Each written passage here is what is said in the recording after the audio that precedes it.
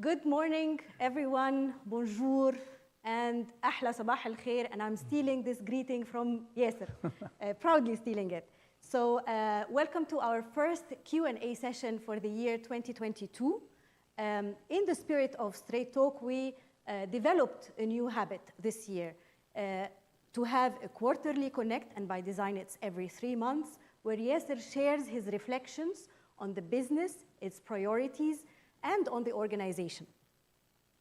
This quarterly connect will always be followed by a Q&A session like this one today. It's a panel discussion, and we will have relevant NIM members attending this panel, represented in this panel to answer the questions that you have sent. So the panelists today are relevant to the questions you have sent. So for today, we looked at the questions we received. We bucketed some of these questions to try to answer as many questions and as many topics during the session. We received few questions as expected on Organize to Win. And for this, we will have a dedicated session that will be announced later to answer all related questions to Organize to Win. What else for this session?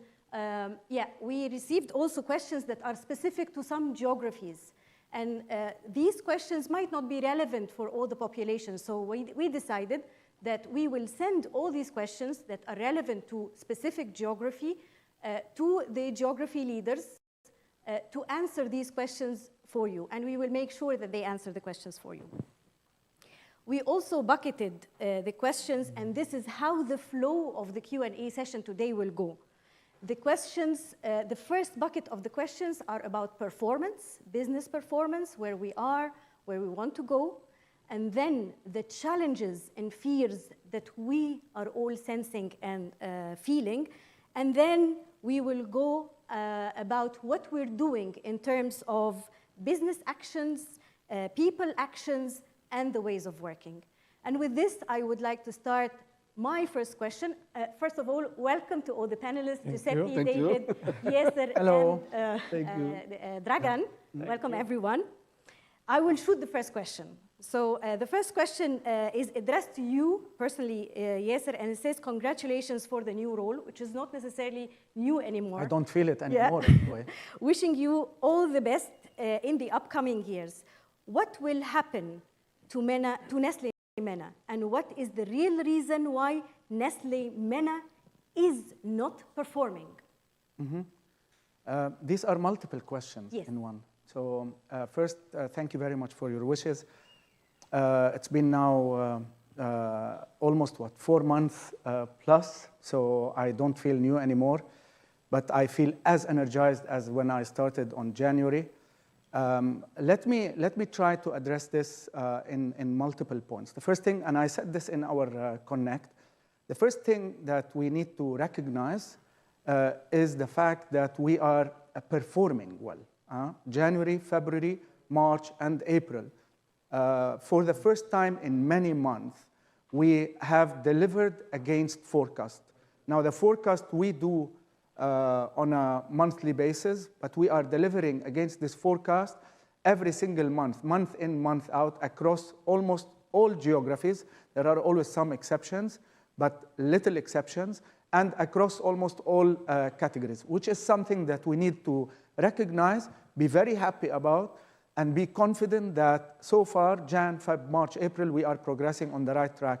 Now, why I also said that we don't want to celebrate too quickly is because May and June are critical, because this period that we enter now is the post-Ramadan period, and it's important that we don't jump into conclusions too fast. Hold on a little bit, continue the hard work, continue the commitment, but make sure that we deliver May and June, and then at least we can have more clarity on how H1 would be, and accordingly in a better position to go for H2. Now, I also want to say that we are delivering against forecast in what is considered the most challenging business times we have all experienced.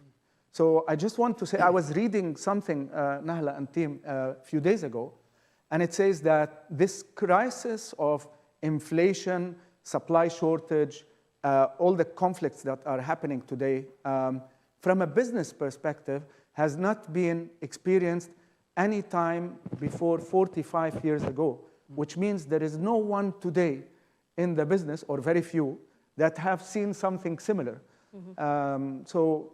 Really well done, and we need to recognize this to ourselves, that, and to you, every single geography, every single one of you, all my colleagues also in the head office and across all functions, well done, congratulations.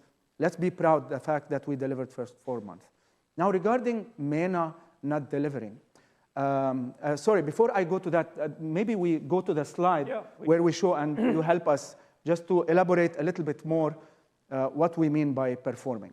I can quickly cover it, building on what you said, Yasser. When we look at this chart, you can see the bars are representing sales value. Gray is the forecast we had.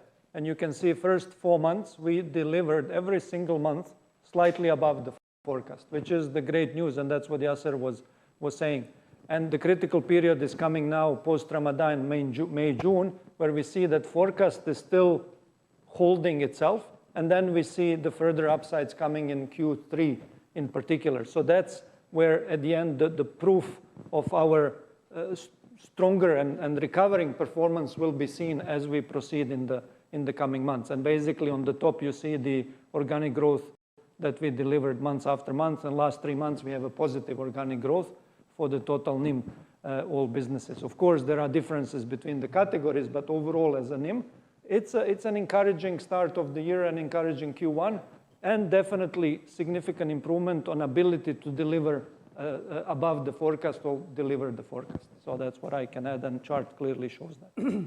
No, fantastic news, and very good to see also the projection moving forward is quite on the positive side. Again, goes without saying that every single day matters. We still have a long way for the year. But as you rightly said, Dragan, encouraging start. Now about MENA, the past, why we have not been delivering, we have dwelled in a bit more details during our boot camp, and particularly when I refer to the fact that we have lost some of our fitness on the way, and the fact that our success could be our challenge, our past success might have put us in a situation where we were hoping that the old ways of doing things would continue to be leading to success. And we realized today that change is imminent and we have to change. And I think I can see this very clearly across the organization in a faster speed than I anticipated, so well done. Regarding also what are we going to do, it was all about being fit, and the fit, it's more in the words than in the meaning of fit only. So it's having a fascinating organization that ignites the business and touches the community. Everything we do would be around these 3 key elements in the way forward, and in our ambition, our moonshot ambition to go to 6 billion would be led through this model.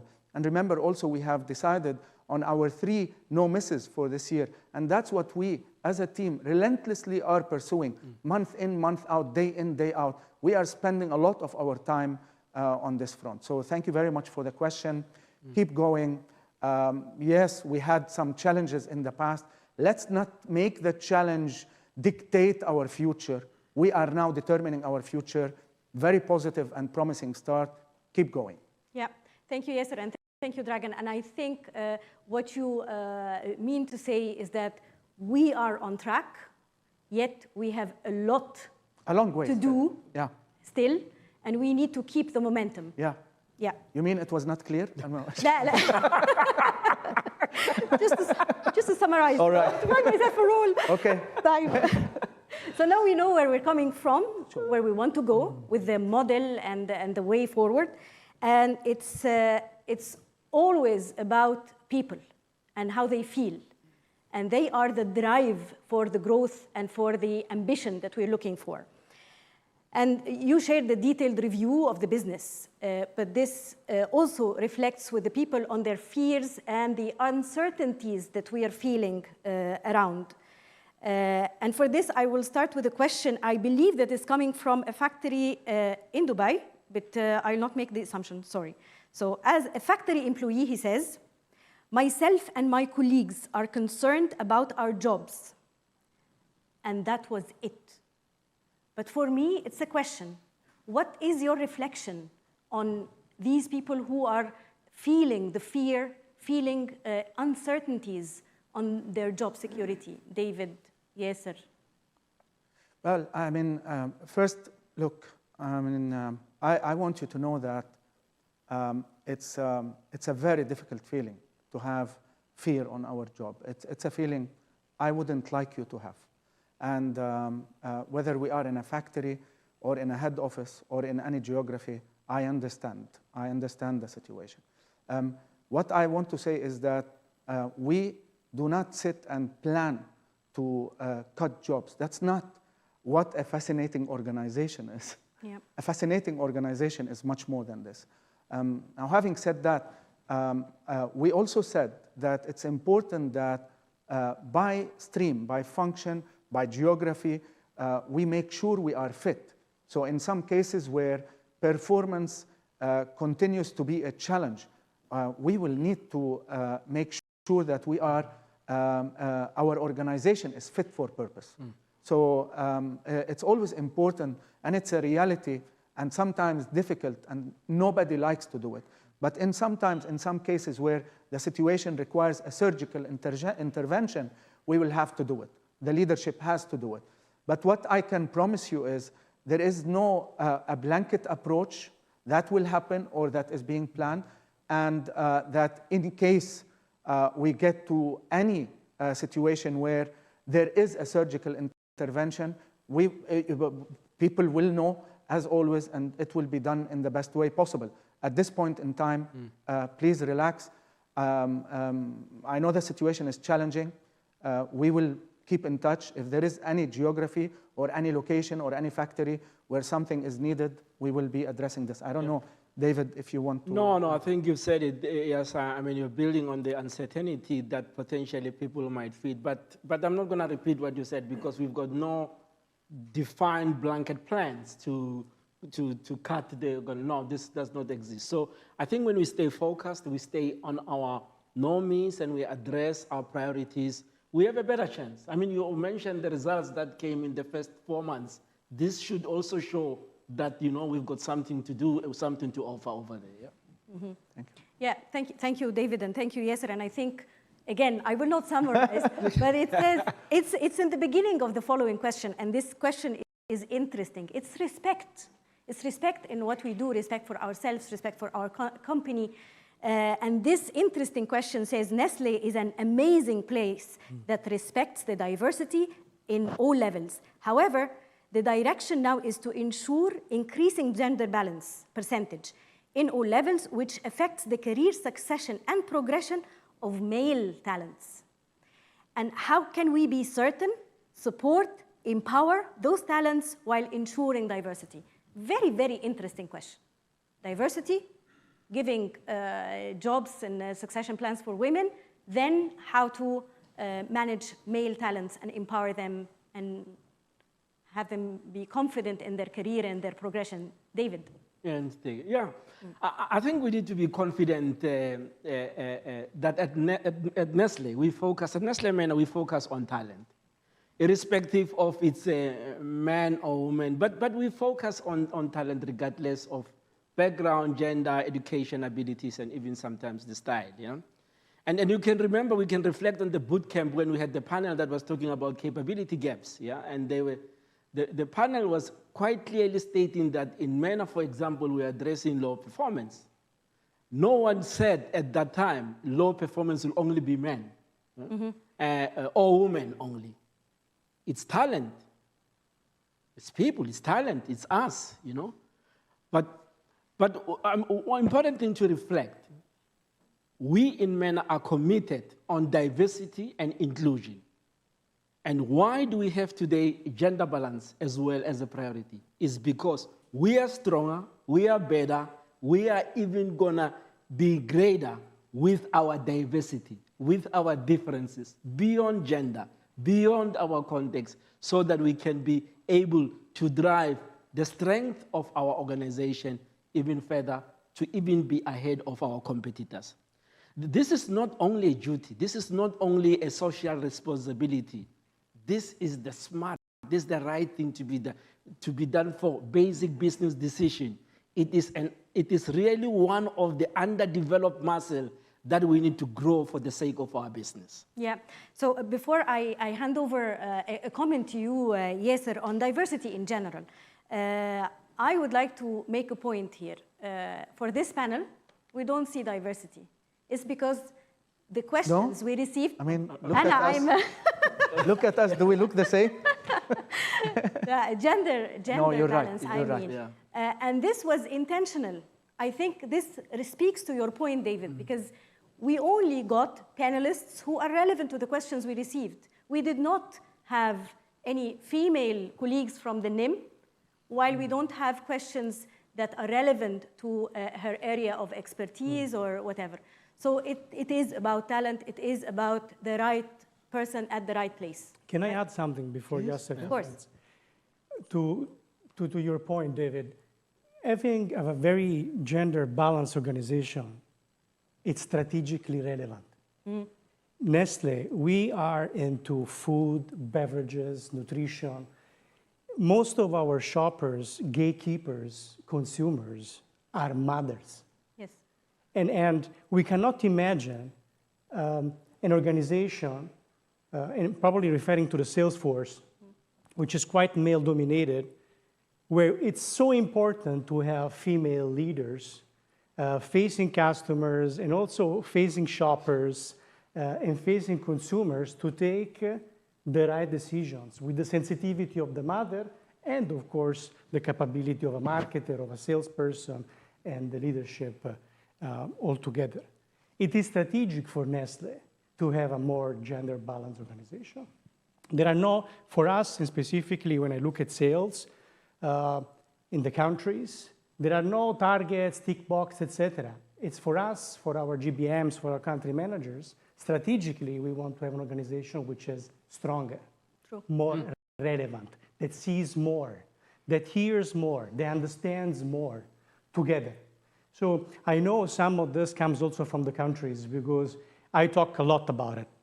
But still, how much is our gender balance, our diversity in the MENA? 20%? 20%. 20%. So let's put facts on the table. It's still very little. We have a big work to do. And there is a personal commitment, and I ask the same to all the GBMs, to really drive that diversity to make stronger teams. I think I understood the question a bit different than this.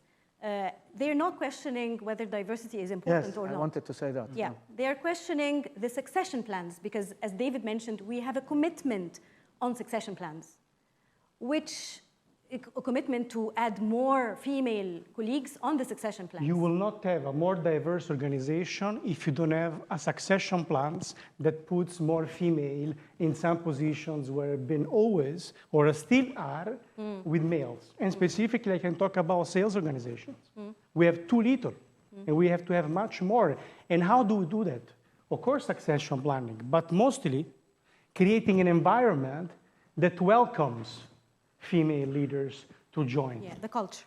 Yeah. A culture. You want to add something? Yeah, look, I mean, it's a passionate discussion, as you can see. And number one, I want to say, I am happy to see sensitive matters being put on the table. So thank you. Because this is what Straight Talk is all about. Straight Talk is about saying things in a very respectful way. If you have a concern, if you have a thought, if you have a view, I think it's very important to share it, and thank you for sharing that. And I do understand the question very well, that you're not necessarily questioning the fact that gender balance and diversity and inclusion is an important element in the whole equation of being fit to grow in the future. I think we are aligned to this. The question is, what's going to happen to men? Is it going to be more on the expense of me as a male colleague in the organization? And the answer is that talent is what matters. While we have the commitment and the need to have a more balanced organization. And there, if this is the level of commitment in the NIM, why are we still behind? And if I am now watching this, I would say, oh, really? So you're also convinced? And look at the NIM. It's still not balanced. And look in the recruitments you are making. How balanced is it? And look in the succession. There is still a long way for all of us to go, and I acknowledge this. And I want to reassure you that it would never be what is the gender so that we are promoted or not. It will always be on the talent. But we all need to put our hands together to make sure that we become more representative of what the real population, as Giuseppe said, outside. And I've had experiences in more balanced organizations within Nestle. And I can tell you, I mean, Iran is one of them where it's not really balanced. It's disproportionately unbalanced, Skewed more towards female. females. Turkey is the same. And we saw also the benefit of being more balanced when we started the journey also to accelerate in Egypt and so on. It's fantastic and it's rewarding and it's more representative. So don't worry. Thank you for the question. It will always be about performance, attitude, mindset, achievements, and talent while we drive the balance that we very much all need. Thank you. Yeah. Amazing. Another question in the bucket of uncertainty. We noticed substantial internal changes during the last couple of months. Although we believe that these changes are for the good of the business, it comes with a lot of uncertainty. Where will these changes reach? And when should we expect things to stabilize? Look, I mean, that's I will just jump here because it's a fantastic question, and I think you are talking to me about the changes, and I also appreciate the question. I have to use this question to reiterate something very important, and I want to make this very clear. I don't think we should be seeking stability. Because the world around us is every hour disrupted. Every day. I spoke about the disruption in the boot camp. From COVID to the digital boost, to how retailers are evolving, to how new startups are coming, to how today the global inflation we are living, to the instability that we live every day, to the question what will happen to paper currencies in the future, to metaverse, to you name it. Things are evolving in such speed outside that the only way to remain fit and to remain relevant is to continue to adapt internally as well to cope with what's happening externally.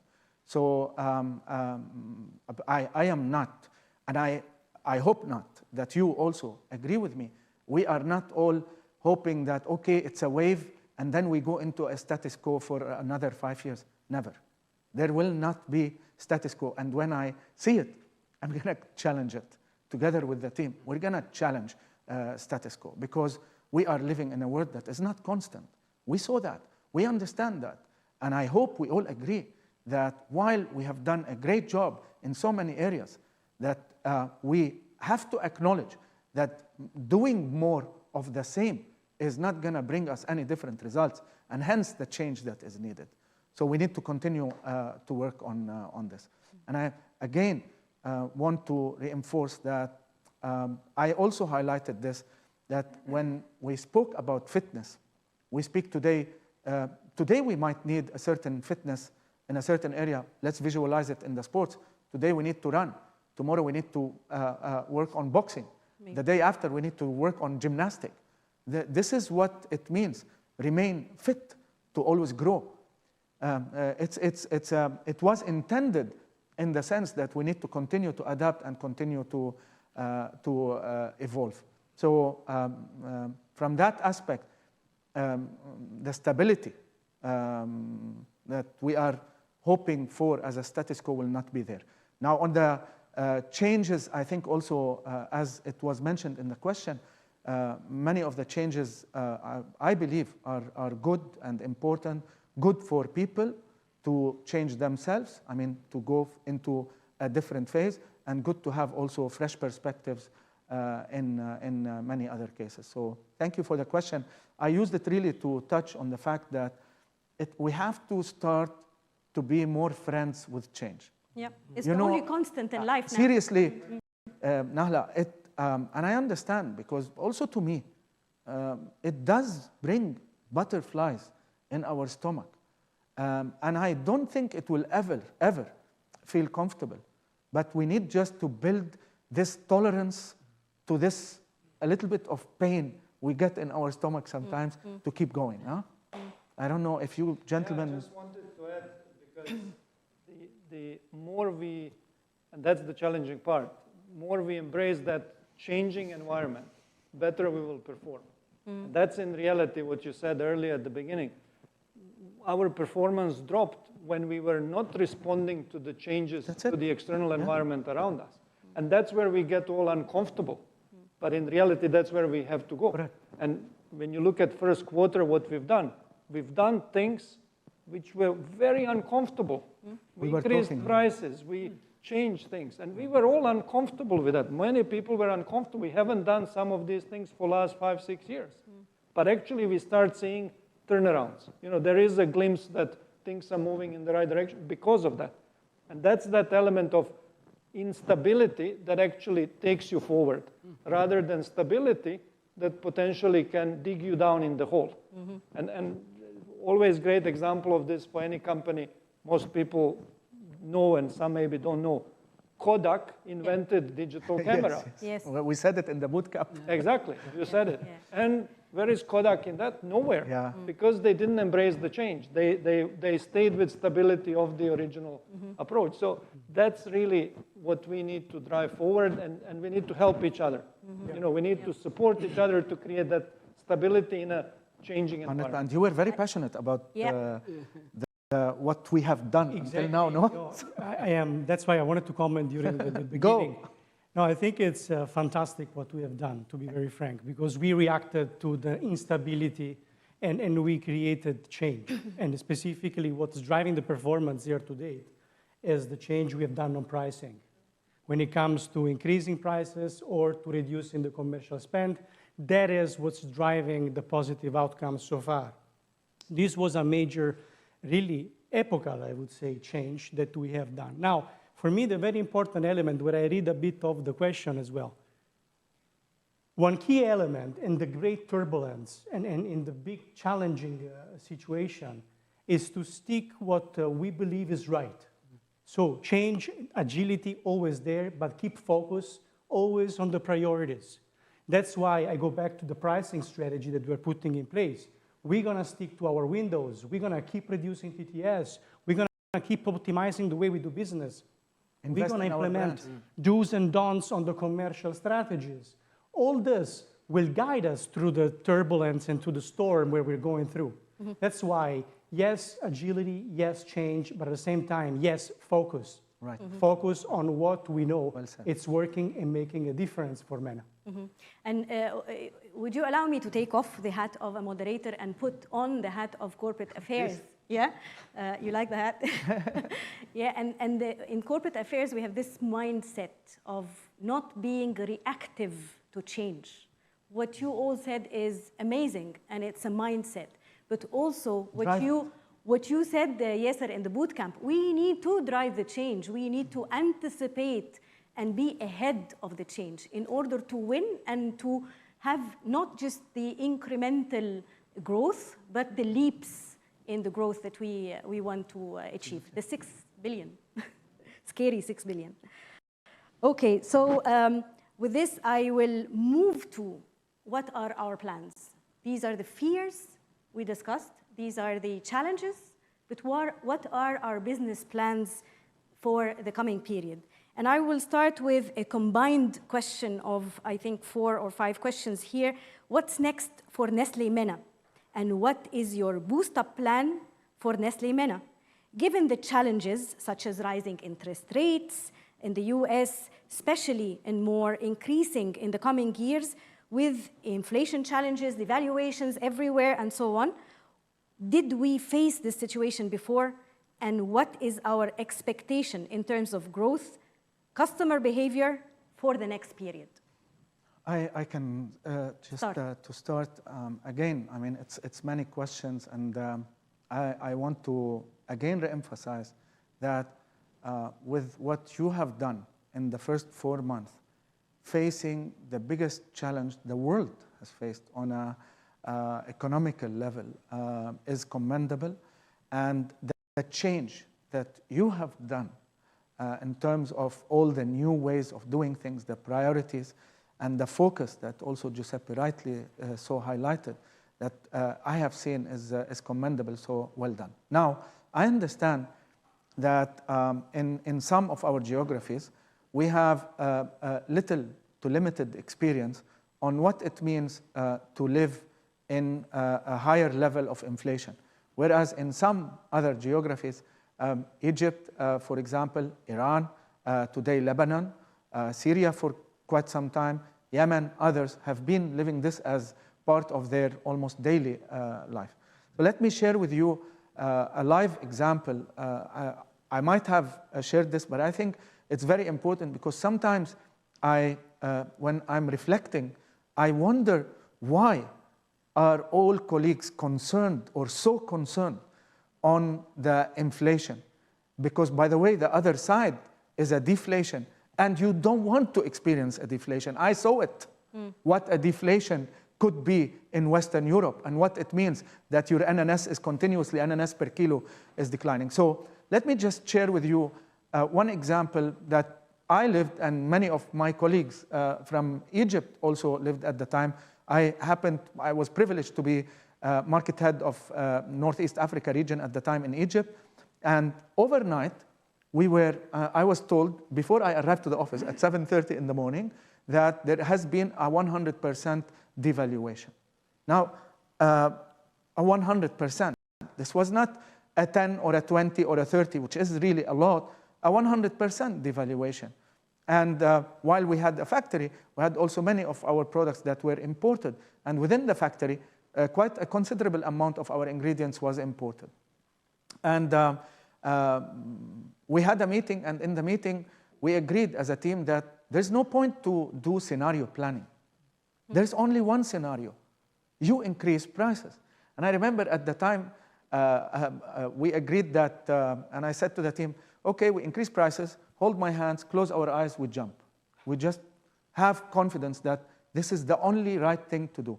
Now, this is, in the short term, was very, very difficult, because what happens when you increase price is competition don't follow. They don't follow because they want to gain some of the market share that you have. This is normal.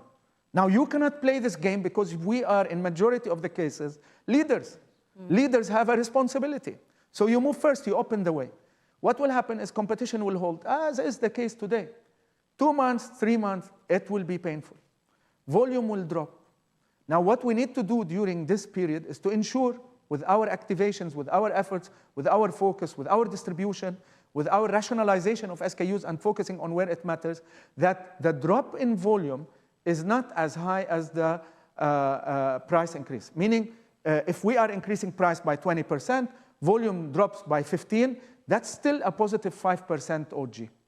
So that's the first 3 months. Then the whole market stabilizes. When it stabilizes, the volumes don't stop to decline. They will continue to decline, but at a much lower speed. We lived this, we saw that.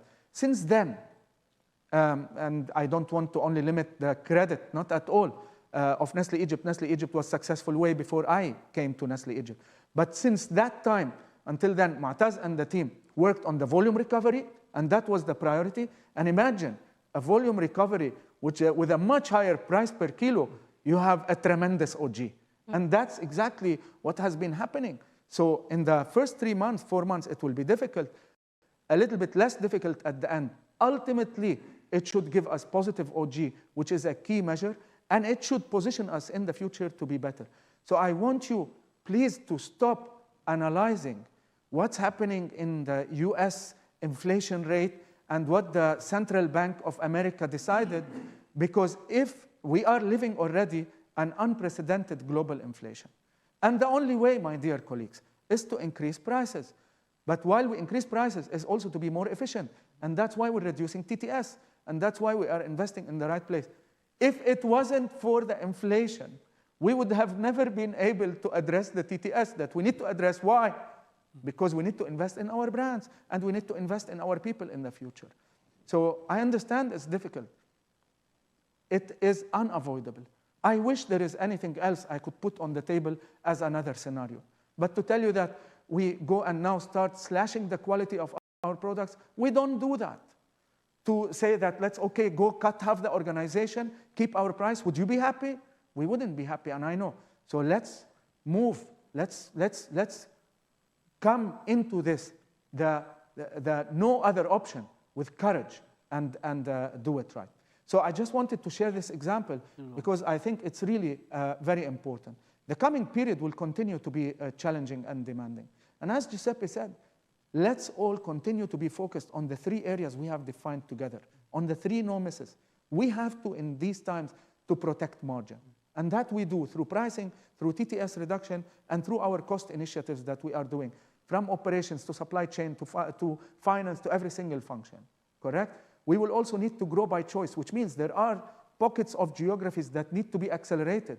That's Egypt, that's Morocco, that's Iraq, and today also we are seeing Jordan accelerating, which I'm really happy to see. Other geographies are accelerating. Many geographies that it was impossible to increase prices today have managed to successfully do that. Great well done to Oman team. Anjad, we are proud of you. Lano, I know how one page after the other you have to prepare this, and it was so demanding. We are doing it. Kuwait is coming, and Qatar will come as well. So well done, keep focused. It will be a challenging year, but it will be a determining year on how resilient really we are as a team, and I know I can count on you to make it happen. I wanted to channel this into a very different direction because, to be honest, every single thing that will happen today will have an impact. There is global shortage on commodities.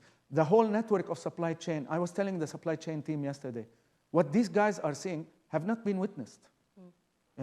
From cost to availability commodities will continue to increase. The unfortunate war in Ukraine and Russia is also putting more strain on already difficult situation. So it will be a tough year.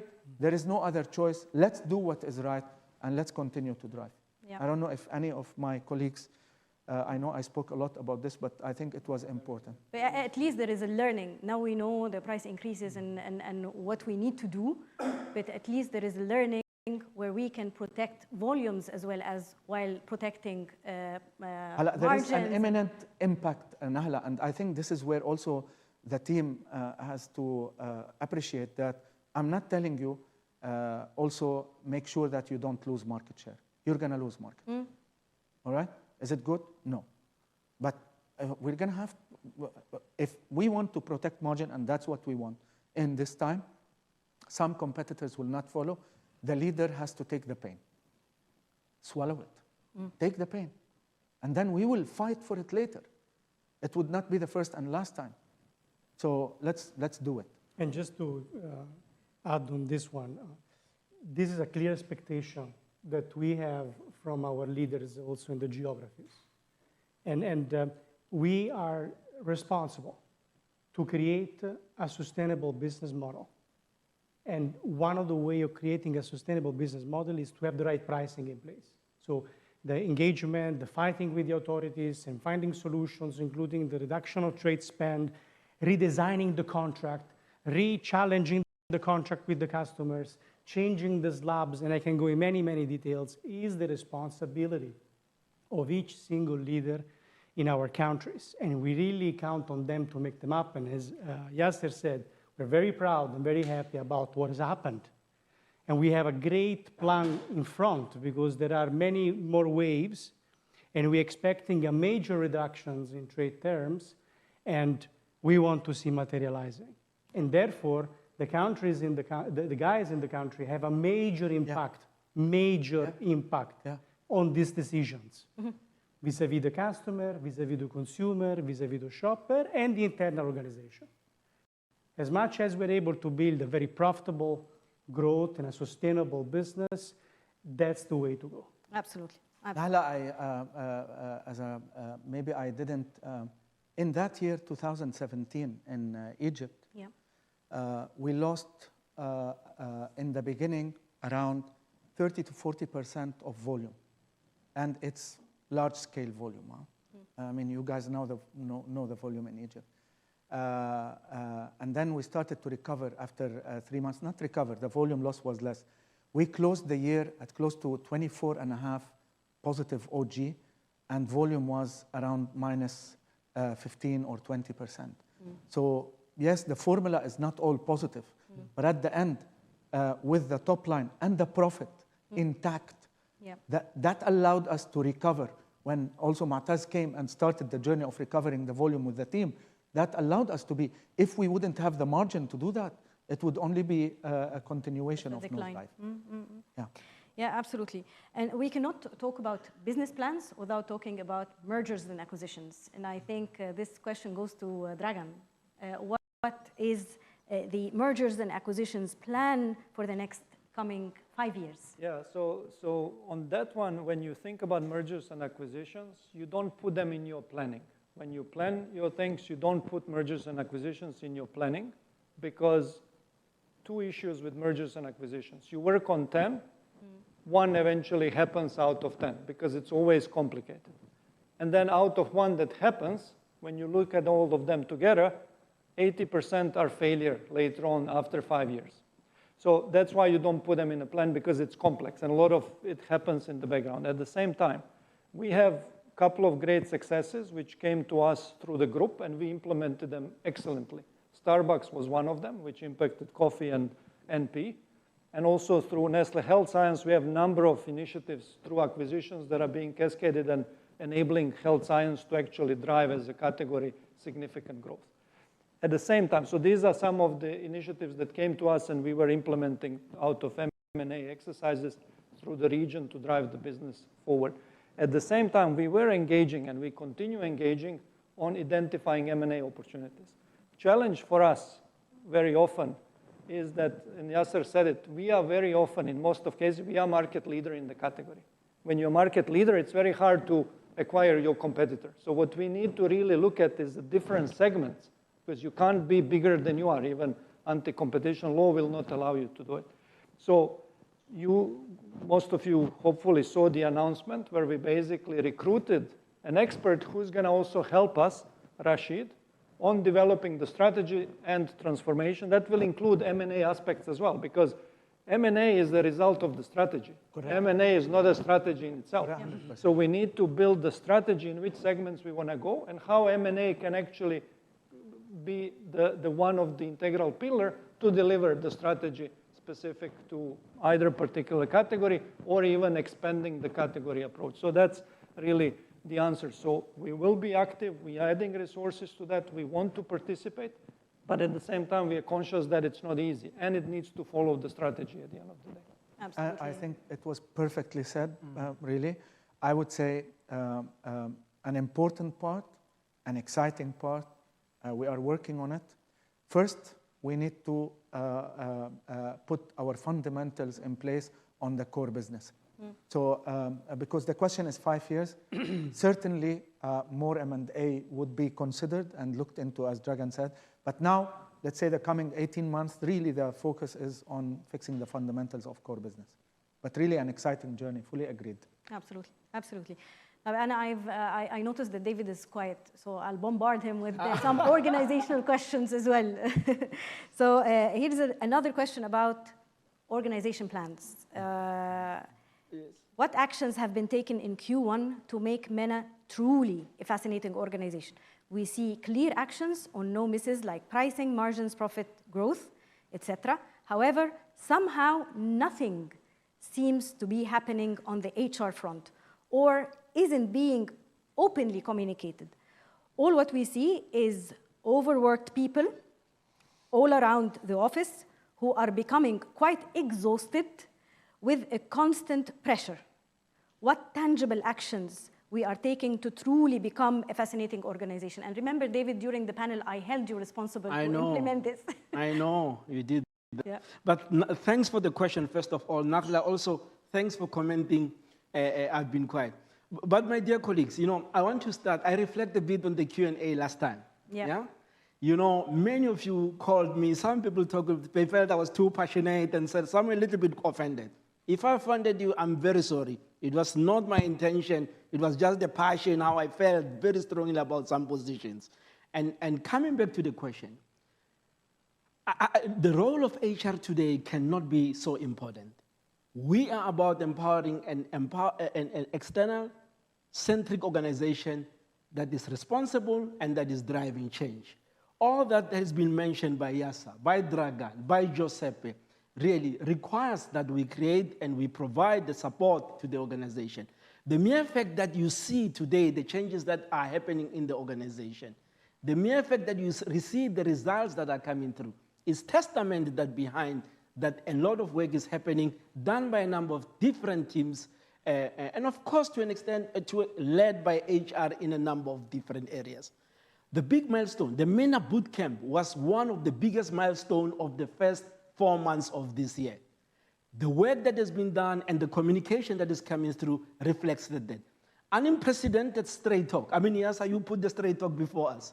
I can tell you, despite that it's uncomfortable, putting the fish on the table and saying the things as they are really helps that we are addressing the things. That's why I felt so even proud when some of the colleagues called me, sent me WhatsApp, and say, what's going on with you? It means we care about the business and we care about ourselves, yeah? The Organize to Win journey that we're embarking on, it's a very important initiative that is part of the Fit to Grow that we are focusing on. You mentioned that we'll have a dedicated focus on that particular session, and it's gonna be quite important. Are we satisfied? Of course, no. But the progress, it is the right progress. I just wanna mention, and I want to acknowledge, yes, it is true.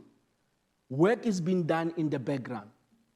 Thanks to the teams, the head of the CDTs, the marketing managers that today are watching, that know, in the last 2 months since we had the bootcamp, work has been happening. Plans of capability development are being put in place, okay? Thanks to a work group that is working right now as we speak to try and evolve a little bit how we can make some progress on the marketing side. I wish on the marketing front, I would like us to progress faster. We are not fully where we should be, but a lot of work has been put on the table. We have got a commitment. We've made a commitment to the leadership team, to YASA.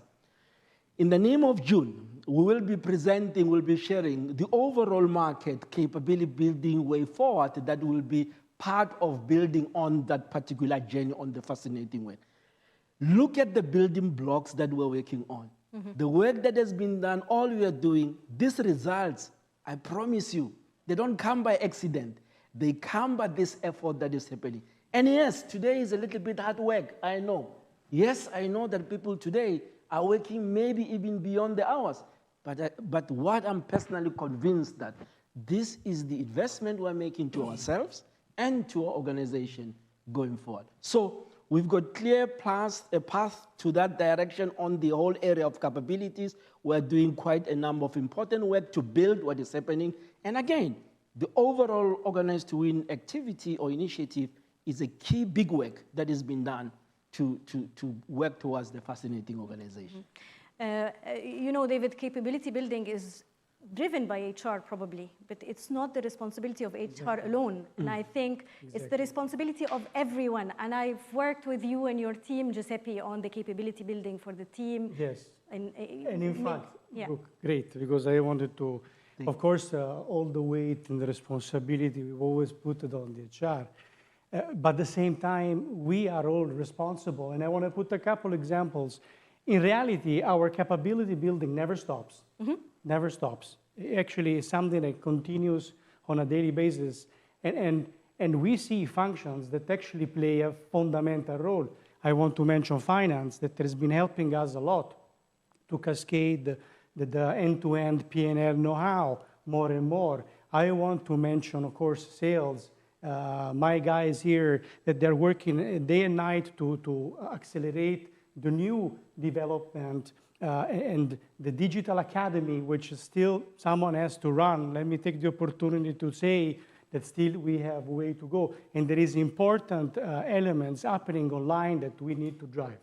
But on top of that, one key element where I'm super passionate about, specifically when I think about the CDT and the transformation we want to have, the cascading of the category toolkits, the SRM fundamentals, the pricing, and everything else. Those are fundamental capabilities that when cascaded, they made immediate and huge impact on the business.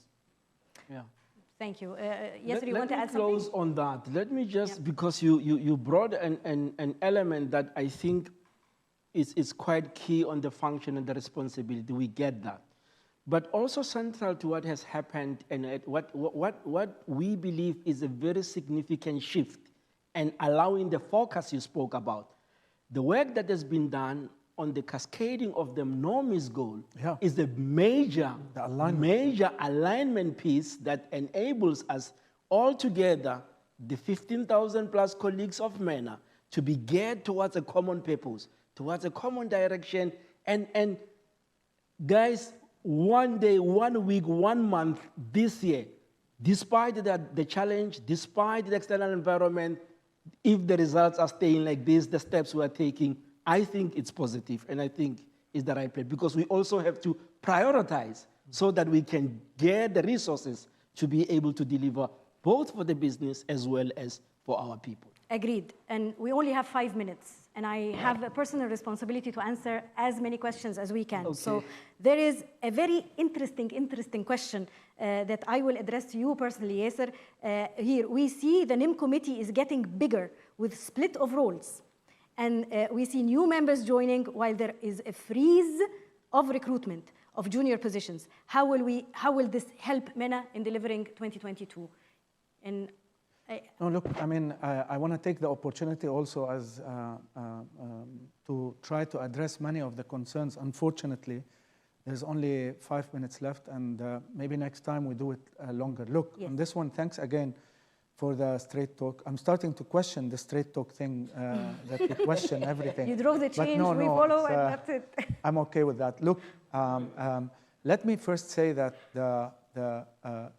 while there is a freeze, or what you understand, there is a freeze, please, David, how many people have we recruited over the past 4 or 5 months? Close to 120 people we have. So a freeze would be much more than, we've recruited 100 plus people. Many are replacements, but in a real freeze, you don't even replace. That's one. Two, we are in a situation where you know, and I know, and we all know, unfortunately, there is a lot of talk, and I recommend to really stop listening to rumors. But you and I know that we are in a situation, we are reviewing how the future organization is going to be. When you are uncertain, because we still do not know the impact of what the future organization is going to be, you don't continue to increase. You hold yourself a little bit. So that's even more important than the freeze because of a cost thing. In parallel, on these two changes that you saw, well, the two additions that you saw on them, because you saw more changes, in the case of Nahla, corporate affairs, government engagements is a critical element. We know when we had, I mean, in Egypt we were very strong. In Iran it was always critically important. We know in the past in Syria it was critically important. Today the GBMs play this role, and the country managers in the rest of the geographies. In UAE also is very important, and Rainer and the team have been doing a great job, but this needs a little bit of more impact, more involvement, more stakeholder management, organized, proactive and not reactive. This is critical, and our influence we will do together with Nahla and her function, together with our regulatory affairs on what we call the influence on the future regulations is critical. So this is a critical element. Trust me, we will see the benefit together. I know you all like Nahla. It's not the question on Nahla, it's on the role. The second one is on the strategy and transformation. Guys, we are a region close to 3 billion. Yeah. We are looking at beyond today. So yeah, the question is, how do we deliver 2022? Yeah, but if you don't invest, we never said just cut. We want to cut where it is not important to spend. Stop wasting money on TTS. Don't cut your money on PFME behind the brand. Don't cut the investment in the future. Never compromise tomorrow. So we will continue to have to expand. There are a few questions that I read I don't know how you want to go about this, but I'll quickly skim but like through. one word on each. Yeah. Mobility rules, people staying in their positions over 6 years. If I may, David, if you allow me, look, I hear you and I agree with you, but there are some positions that are important to have long-term situations, colleagues that stay longer. But there are positions from top to middle to senior to middle management that we know there is an opportunity that we basically have some colleagues staying too long. So this is something we are discussing, and I promise you, we are working on this and we will address this. This is important for everybody, for the colleague who's sitting in that position to see the change, to see a change, for the colleagues who are waiting and praying every day for their colleague to see the change so that they experience also. So it's a very important loop that together, as an NIM, and this is not HR, by the way, this is all of us that we need to drive. Yeah. Few questions about relocating the head office from Dubai. Some people made an assumption that it will go to Egypt. Some people even made more assumptions about letting go of some people and without prior advance notice. Yeah. So any comment on this? Look, I mean, it's all related to Organized to Win as well. Yes, I mean, on Organized to Win, I want again to re-emphasize, Organized to Win has no restructuring linked to it, all right? I just want to make sure we disconnect until now. It's all about, it's so fascinating. It's so exciting. I have been held back so many times not to engage with you on this, as there will be a special session on this. Fasten your seatbelts. You're going to love what you hear about Organized to Win. Whether the head office, and I don't know where this is coming from, I want to reassure you, we do not drive the business based on rumors. And I strongly recommend that really, I mean, let's stop speculating, okay? Please stop speculating. Focus on the priorities. We have so much on hand between our personal life and our priorities that we are driving and the external challenges. I don't know how we find the time to speculate where the head office is not moving anywhere, all right? Now, having said that, will there in the future be surgical interventions, as I said, where needed to address cost? Yes, there will not be a blanket approach. If it is done, it will be communicated properly, ahead of time, with utmost respect, with love. No one would be punished for something they didn't deserve to be punished for. So nothing will change. We are Nestlé. Respect is at the heart of everything we do. I want you to make sure that, please rest assured, if you haven't heard officially, ignore. If you have questions, come to David, to me, to Giuseppe, to anybody from NIM, and put it on the table. Unhappy, come to me, please. And I am more than happy to help. So for us, Yasser, it's an obligation and a commitment to communicate more. In case there is, you and I know, there is not enough communication. Yeah. But look, I mean, 1 hour, and David took the whole time. Yeah. So what do I do? So quickly, another question about OPCs, and I think this is also an interesting question about top-down, empowering OPCs, yet we still see a top-down approach and not the opposite. No way. My answer is no way. We have been traveling to countries from Kuwait to Qatar to Jordan to Lebanon. We made it clear that the role of the OPC is fundamental. Now, the empowerment is there. The question is how much you empower yourself, how much you put yourself in front. The OPC, the country, makes a fundamental role overall. It's the closest to the consumer, closest to the shopper, the interface with the customer, etc. So how important is that? If there is top-down, and there will always be some top-down, for example, targets. Targets we don't dispute, we don't discuss, we don't negotiate. Those are top-downs, and we will, MENA is not the only exception. I think the entire world is like this. But the fundamental role of the country led by the GBM or the country manager is there. Now, one thing I like to say always, because I had the discussions in the countries, you can have many ideas, and we love them, but the ideas, they fly. If you have a point, if you have a business case are there to there. So what I mean is, put facts behind your assumptions, put facts in front of your ideas. And I see fantastic examples, by the way. One of them you mentioned is Jordan. Jordan is leading on many things, on anticipating pricing, on suggesting SRM approach, etc. We see really a role of leading and advising and collaborating in a matrix very strongly with the BU, and is being very, very successful. And I see this happening more and more. So again, we empower the people have to empower themselves, and they need to be able to work in a matrix where everybody has a specific role and responsibility. But the empowerment, specifically, it's something I believe a lot in it, is there. Absolutely.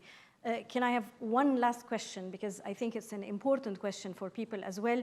People are thanking you and the NIM committee for what you've taken as measures for countries that faced the inflation devaluation, Lebanon, Syria, Iran, and the others.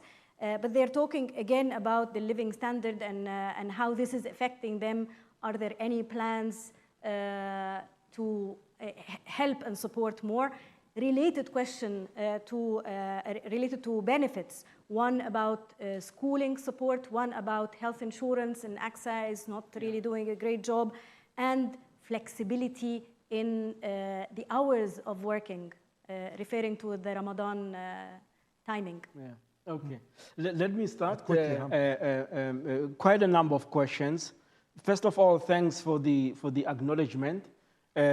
Quite a number of our countries, because of the situation and not because of their doing, are facing that challenge, be it currency, as I mentioned, inflation, etc. We will continue to assess, we will continue to intervene, we will continue to take the right action. And by the way, we will continue to do that even faster than what we have done before, of course, within the level of the context that we are operating on. Now, when it comes to, you spoke also about medical insurance, there was a question about that. We've had this point in terms of some of the consent. Concretely, what has happened in the last 5 weeks or so, work is progressing.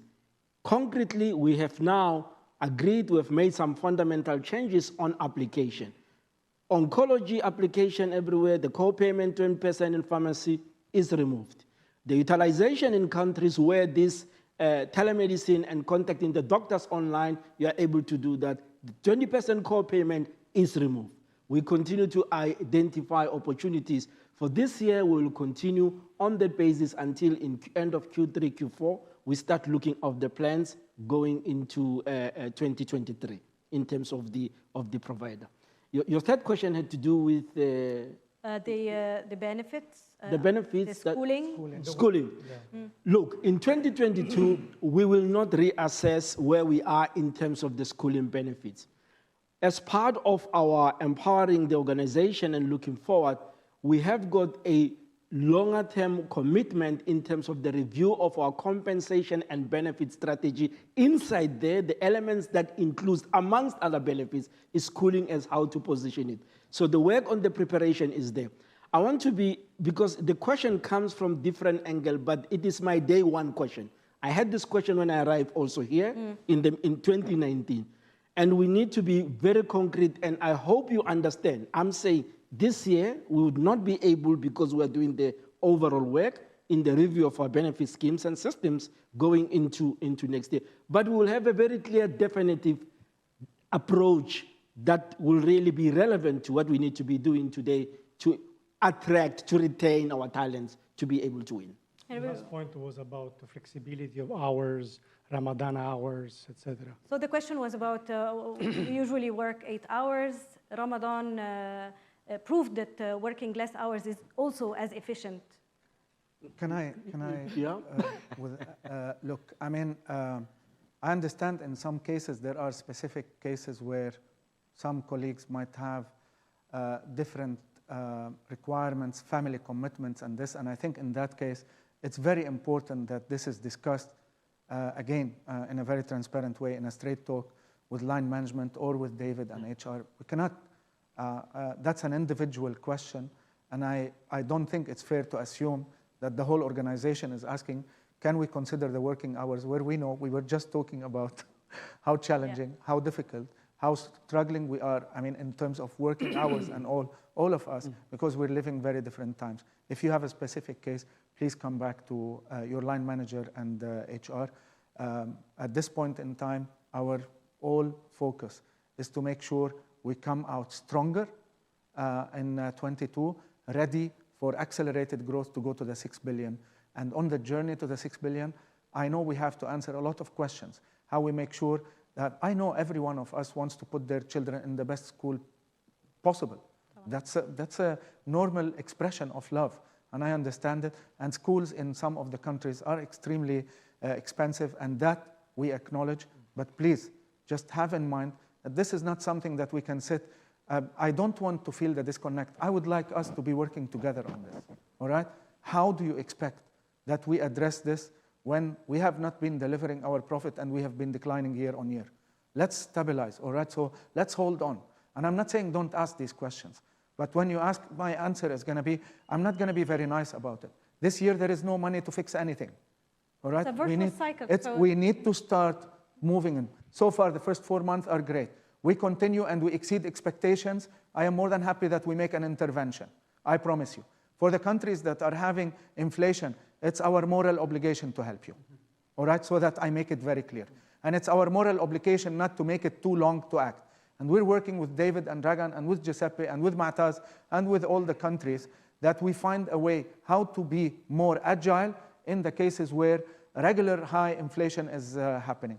I promised the team in Lebanon, and I promise you again, we'll come back before end of May with a final solution to the ongoing saga and difficult situation that we have. And again, I want to repeat, I wish that we could solve the problems of the whole region.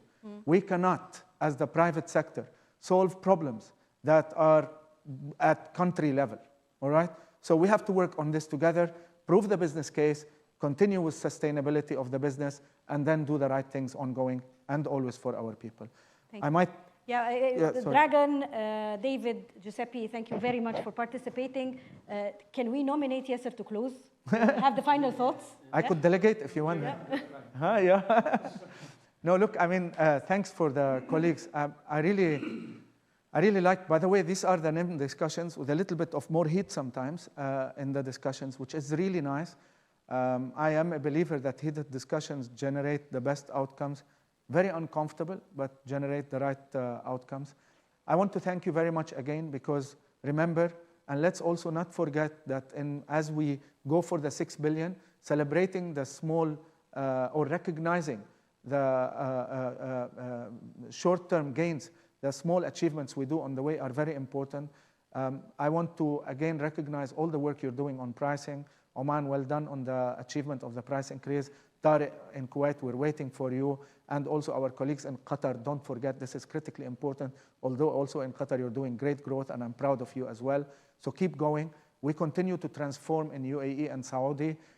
With the team in UAE, we're working on a full transparency. In Saudi with Robert, we are also committed that we do full transparency with the BEOs to really transform and grow. We continue to accelerate growth in Egypt. We are also investing more in Iraq. We are doing the right things, guys, step by step. So keep going, keep working. It's not going to be easy, but as long as we continue focusing on the 3 no misses, keep the fit model in sight as we move forward, keep positive and looking at the moonshot of 6 billion, and keep everything with respect, yet at the same time with utmost transparency, with courage, with daring fact, and continue to be friends to change. I think we can do it. Straight talk is the way forward. It's the best way of empowerment. Continue doing it. I am behind you on this. And I thank you all very much. And Nahla, on behalf of the 4 gentlemen here, thank you. Thank you very much. We're so happy that you moderated. Thank you very much. Thank you very much, everyone. And thanks for the team. And have a good day. Bye-bye. Bye-bye.